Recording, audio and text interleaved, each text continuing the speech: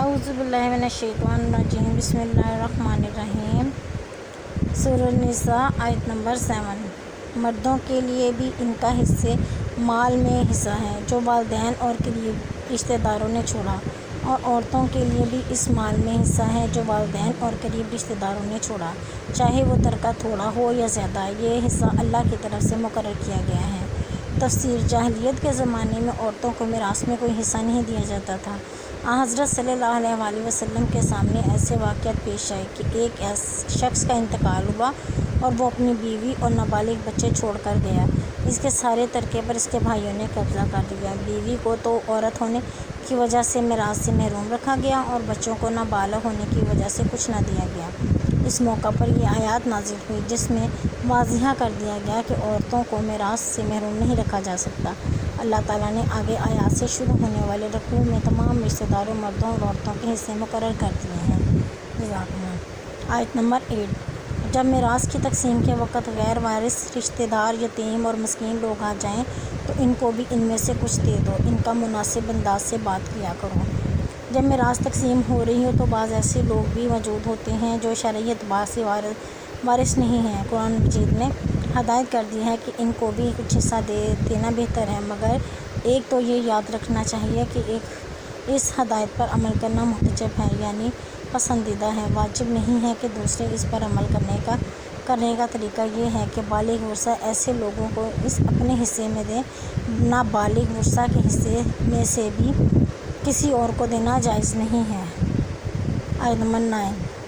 اور وہ لوگ یتیموں کے مال میں اور وہ لوگ ڈریں جو اپنے پیچھے کمزور بچے چھوڑ کر جائیں تو ان کی طرف سے فکر مند رہیں، لہٰذا وہ اللہ تعالیٰ سے ڈرے اور سیدھی راہ پر چلے۔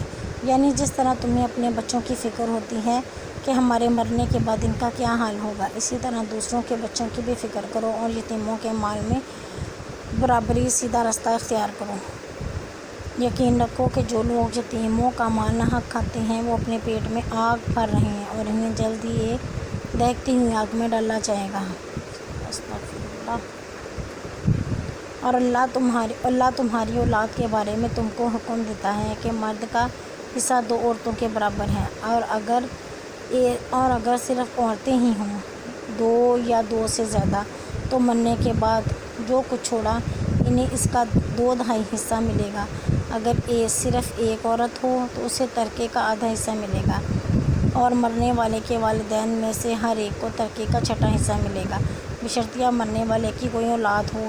اگر اس کی کوئی اولاد نہ ہو تو اس کے والدین ہی اس کے وارث ہوں گے، تو اس کی ماں تہائی حصے کی حقدار ہے، اور ہاں اگر اس کے کئی بھائی ہوں تو اس کی ماں کو 1/6 حصہ دے دیا جائے گا، اور یہ ساری تقسیم اس وصیت کے عمل کے مطابق ہوگی جو مرنے والے نے کی ہوگی، یا اگر اس کے ذمہ دار کوئی قرض ہو تو اس کی ادائیگی کے بعد تمہیں اس بات کا ٹھیک علم نہیں ہے کہ تمہارے باپ بیٹوں میں سے کون فائدہ پہنچانے کے لحاظ میں تم سے زیادہ قریب ہے۔ یہ تو اللہ کے مقرر کیے ہوئے حصے ہیں۔ یقین رکھو کہ اللہ ہر علم کا مالک ہے، حکمت کا بھی مالک ہے۔ بے شک آیات نمبر 10، 11، 12 میں مختلف رشتہ داروں کے لیے میراث کے حصے بیان کیے ہیں۔ جن رشتہ داروں کے حصے اس آیات میں مقرر فرما دیے گئے ہیں ان کو ذی الفرض کہا جاتا ہے۔ حضرت صلی اللہ علیہ وسلم نے وضاحت بیان کی ہے کہ ان حصوں کی تقسیم کے بعد جو مال بچ جائے وہ مرنے والے کے اس قریب ترین افراد میں تقسیم ہوگا جس کے حصے میں آیاتوں میں متعین نہیں کیا گیا، جس کو عصبت کہا جاتا ہے۔ مثلاً بیٹے، اگرچہ بیٹیاں براہ راست عصبت میں شامل نہیں ہیں لیکن بیٹوں کے ساتھ مل کر بیٹیاں بھی عصبت میں شامل ہو جاتی ہیں۔ اس صورت میں یہ قاعدہ اس آیات نے مقرر فرمایا ہے کہ ایک بیٹے کو 2 بیٹیوں کے برابر حصہ ملے گا، یعنی اس صورت میں بھی جب مرنے والے کی اولاد نہ ہو اور بہن بھائی ہوں تو بھائی کو بہن سے 2 حصہ دیا جائے گا۔